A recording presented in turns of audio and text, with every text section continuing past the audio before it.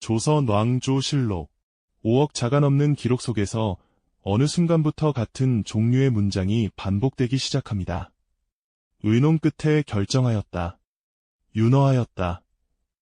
아뢰어 처리하였다. 누가 주장했는지는 보이지 않습니다. 누가 반대했는지도 남지 않습니다. 책임은 흐려집니다. 이 문장들은 원래부터 있었을까요?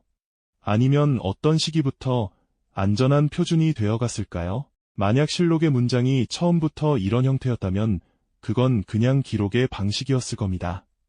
하지만 만약 어느 시기부터 이런 문장이 늘어났다면, 그렇다면 그 변화에는 이유가 있었을 겁니다. 책임을 흐리게 만드는 문장, 그 문장이 표준이 되어가는 과정. 표준이 된다는 건 누군가의 이름이 지워진다는 뜻이기도 합니다. 그 과정에는 선택이 있었고, 비용이 있었고, 살아남으려는 기록의 방식이 있었을 가능성이 있습니다. 우리가 보려는 건 누군가의 악의가 아닙니다. 형식이 탄생하는 순간입니다. 이제부터 기록이 말하지 않는 지점을 따라가 보겠습니다. 조선은 기록의 나라였습니다. 왕의 곁에는 항상 사관이 있었고 매일의 일이 기록되었습니다. 하지만 기록된 문장과 실제로 편찬되어 남은 문장은 다를 수 있습니다. 사관이 쓴 사초는 실록청을 거쳐 정리됩니다. 그 과정에서 문장은 다듬어지고 압축되고 표준화됩니다. 그렇다면 질문이 남습니다. 그 압축이 관행이 되는 시점은 언제였을까요? 실록의 문장을 시기별로 추적하면 흥미로운 흐름이 보입니다. 조선 초기 태종과 세종 연간의 기록에는 비교적 구체적인 표현이 자주 등장하는 듯 보입니다. 물론 왕대와 사건 유형에 따라 편차가 크고 이 흐름 자체도 논쟁의 여지가 있습니다. 다만 표준화된 표현이 눈에 띄는 구간이 있다는 점은 부정하기 어렵습니다. 실제 문장을 그대로 옮기기보다 실록에서 자주 보이는 문장 구조를 설명용 예시로 재구성해 보겠습니다. 초기 유형의 문장이라면 이런 식입니다. 아무개가 아래기를 이러이러해야 한다고 했다. 아무개는 반대하며 이렇게 주장했다. 개인의 발언, 개인의 입장이 드러나는 문장 구조입니다. 그런데 시간이 흐를수록 문장의 형태가 조금씩 달라지는 것처럼 보입니다. 여러 신하와 의논하여 결정하였다.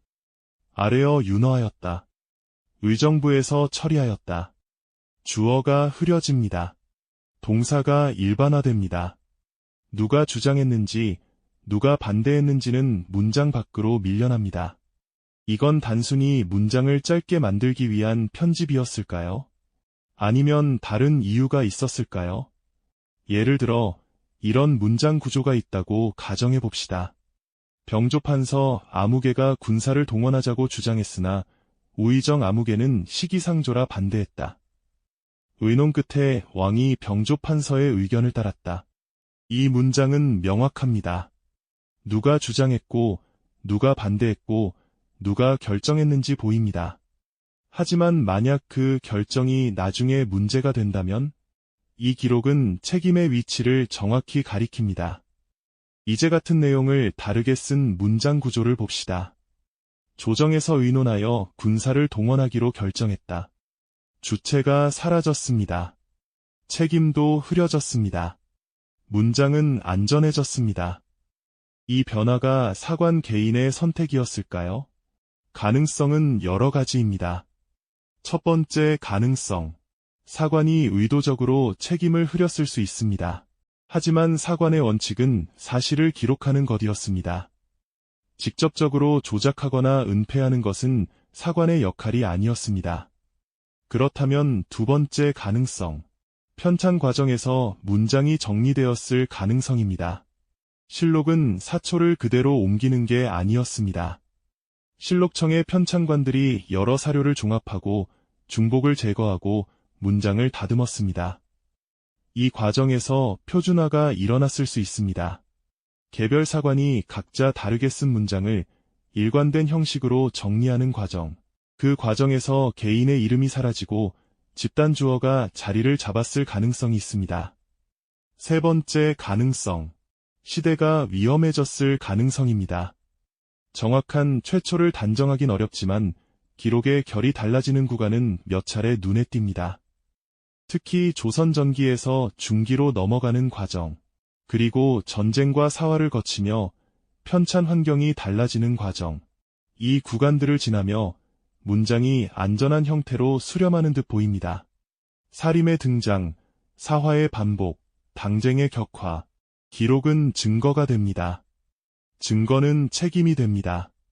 책임은 위험이 됩니다. 만약 기록이 누군가의 목숨을 좌우할 수 있다면 기록하는 사람은 조금 더 조심스러워졌을 겁니다. 문장은 구체적이기보다 일반적으로, 개인의 이름보다 집단의 이름으로, 단정적이기보다 유보적으로 바뀌어갔을 가능성이 있습니다. 이건 회피가 아니라 생존이었을 수도 있습니다. 기록이 살아남는 방식이었을 수도 있습니다. 그렇다면 이제 다른 질문이 생깁니다. 이런 문장의 변화는 정말로 시대에 따라 달라졌을까요? 우리가 알고 있던 이야기는 여기서부터 달라집니다. 문장의 변화를 추적하는 건 단순하지 않습니다. 왜냐하면 같은 왕대 안에서도, 같은 해 안에서도 기록의 방식은 일정하지 않기 때문입니다. 어떤 사건은 구체적으로 남고 어떤 사건은 일반적으로 남습니다. 그 기준은 무엇이었을까요? 한 가지 흐름이 관찰됩니다. 중요도가 높고 논란이 적은 사건일수록 구체적으로 기록되는 경향이 있는 것처럼 보입니다.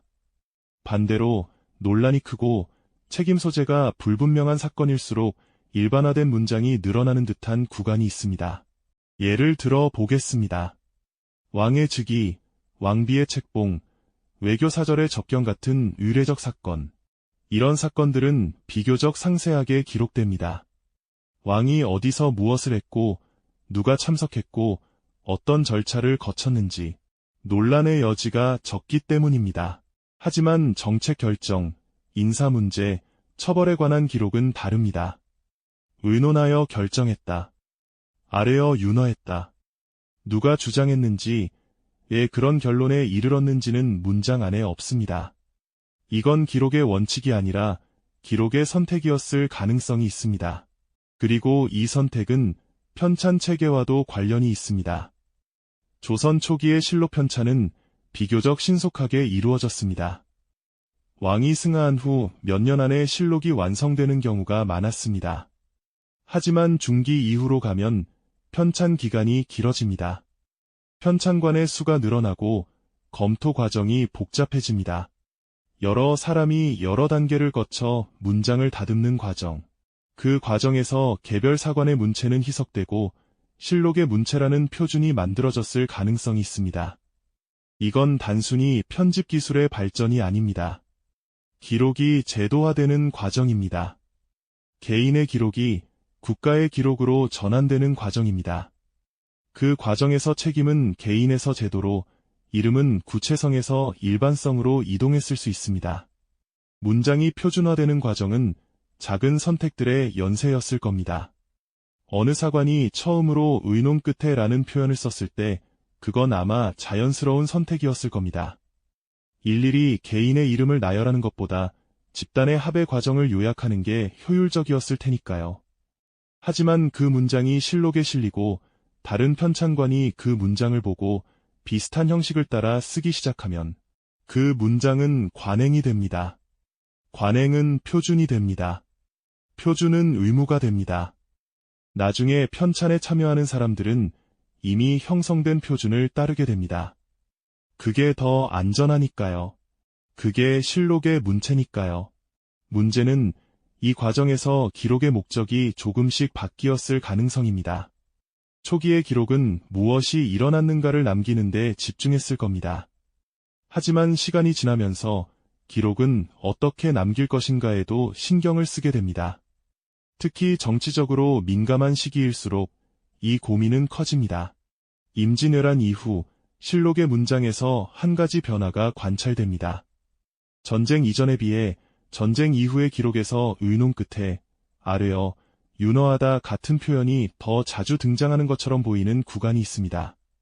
물론 이건 확정적인 인과관계가 아닙니다. 전쟁이라는 한 사건이 문체를 바꿨다고 단정할 수는 없습니다. 하지만 가능한 설명 중 하나로는 이런 흐름을 생각해 볼 수 있습니다. 전쟁은 책임을 묻는 시간이기도 했으니까요.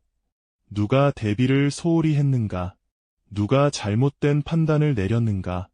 누가 책임을 져야 하는가? 이런 질문들이 끊임없이 제기되는 시대. 기록하는 사람들은 조금 더 신중해졌을 겁니다. 개인의 이름을 남기는 것보다 절차를 표시하는 게 더 안전했을 겁니다. 아무개가 주장했다 보다 조정에서 의논했다가 더 안전했을 겁니다. 이건 회피일까요? 생존일까요? 아니면 제도일까요? 어느 시점에서 문장의 표준화는 완성됩니다. 조선 후기로 가면 실록의 문체는 거의 고정됩니다. 사건의 경중과 상관없이 대부분의 정책 결정은 비슷한 형식으로 기록됩니다. 대신과 의논하여 결정했다. 아래어 윤허했다. 의정부에서 처리했다. 이 문장들은 이제 실록의 언어입니다. 누가 주장했는지, 누가 반대했는지는 문장 밖에 있습니다. 혹시 궁금하다면 다른 기록을 찾아봐야 합니다. 승정원일기나 비변사등록이나 개인의 문집 같은 곳에. 하지만 실록만 보는 사람에게는 책임은 보이지 않습니다. 이 문장들이 나쁜 걸까요? 아닙니다. 이 문장들은 기록이 살아남는 방식이었을 가능성이 있습니다.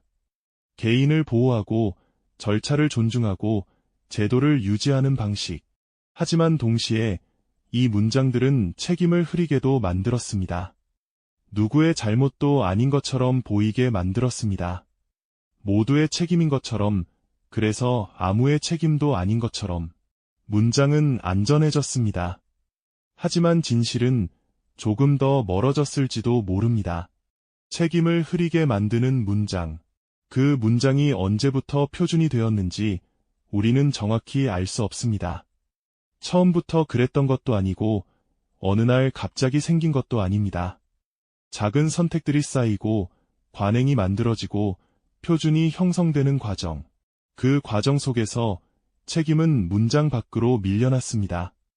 이 영상은 하나의 해석일 뿐입니다. 우리는 단정하지 않고 기록이 멈춘 지점까지만 따라갔습니다. 판단은 여러분의 몫입니다. 이 문장들이 회피였는지, 생존이었는지, 제도였는지. 회피였을까요? 생존이었을까요? 아니면 제도였을까요? 하지만 한 가지는 문장 안에서 반복적으로 관찰됩니다. 책임을 흐리게 만드는 문장이 표준이 된 시대에도 책임을 명확하게 말한 사람들이 있었습니다. 그렇다면 질문이 남습니다. 책임을 말해버린 사람들은 기록에서 어떻게 남았을까요?